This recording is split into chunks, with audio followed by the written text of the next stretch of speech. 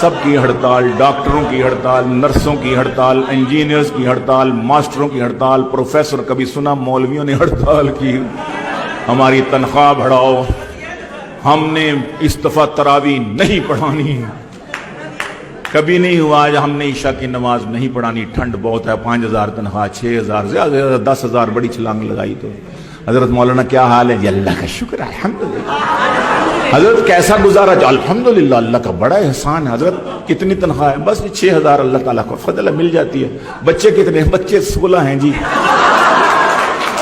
16 بچے۔ بس وہ اصل میں بات یہ ہے کہ تقریباً 20 ہو ہی جاتے، لیکن میری چوتھی بیوی فوت ہو گئی تھی تو 3 ہیں، تو گزارا اللہ کا شکر۔ ادھر ڈاکٹر صاحب کتنی تنخواہ؟ بس جی 6 لاکھ بن جاتی ہے۔